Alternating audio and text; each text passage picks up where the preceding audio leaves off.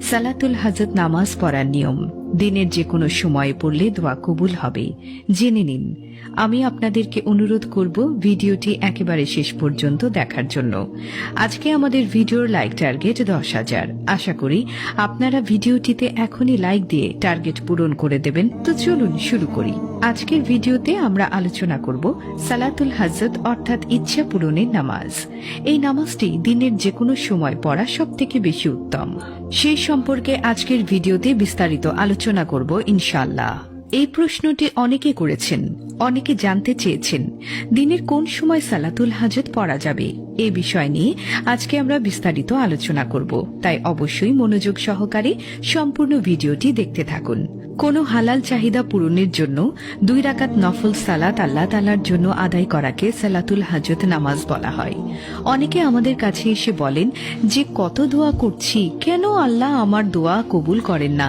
এই প্রশ্নটি অনেকেই করেছেন এবং অনেকে বলে থাকেন। এগুলো করা কিন্তু একদমই ঠিক না।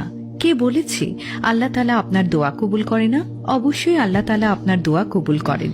আসলে আমরা চাওয়ার মতো আল্লাহ তাআলার কাছে চাইতে পারি না, ধৈর্য সহকারে থাকতে পারি না। এটি হচ্ছে আমাদের মূল বিষয়, এটি হচ্ছে আমাদের সবথেকে বড় সমস্যা। আমরা মনে করি আল্লাহ তাআলা আমাদের দোয়া কবুল করে না আর করবেও না। এই চিন্তাটা আমাদের মাঝে আছে, বলতে গেলে সবার মাঝেই আছে। 2-1 বার দোয়া করে আমরা হতাশ হয়ে যাই। আল্লাহ তাআলার প্রতি যদি ভালোবাসা আস্থা নাই থাকে তাহলে কিন্তু এই চিন্তাটা আসে। অনেকে আবার বলে থাকেন 2-1 দিনের ভেতরে দোয়া কবুল হবে। এরকম কোনো আমল কি আছে? এই প্রশ্নটি অনেকেই করেন।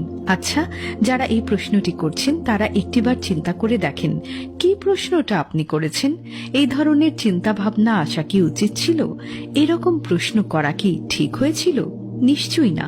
আল্লাহ তাআলার প্রতি যদি আস্থা ভালোবাসা না থাকে তাহলে কিন্তু এই ধরনের চিন্তা, এই ধরনের প্রশ্ন আসে এবং আপনারা দেখবেন এই ধরনের মানুষগুলোই কিন্তু হতাশ হয়ে যায় 2-1 বার দোয়া করে। দোয়া করা ছেড়ে দেয় এবং তারাই আবার আল্লাহকে দোষ দেয়, আল্লাহ আমার দোয়া কবুল করে নাই। এই ধরনের কাজগুলো করা থেকে বিরত থাকবেন। এই কাজগুলো করা যাবে না, কারণ আল্লাহ তাআলা নিজেই পবিত্র কোরআনে বলেছেন, বান্দার খালি হাত ফিরিয়ে দিতে আমি লজ্জা বোধ করি। সুতরাং আপনি কেন ভাবছেন যে আপনার দোয়া আল্লাহ তাআলা কবুল করবেন না? আর আপনি কেনই বা ভাবছেন আমাকে এমন কোনো আমল দেন যাতে দ্রুত দোয়া কবুল হবে? এগুলো কেন ভাবেন, যেখানে আল্লাহ তাআলা নিজেই বলেছেন বান্দা যদি হাত তুলে আমার কাছে কিছু চায় তাহলে তার দোয়া আমি সাথে সাথে কবুল করে নেই। আল্লাহ তো নিজেই বলছেন বান্দা যদি আমার কাছে হাত তুলে কিছু চায় তাহলে তার খালি হাত আমি ফিরিয়ে দিতে লজ্জা বোধ করি।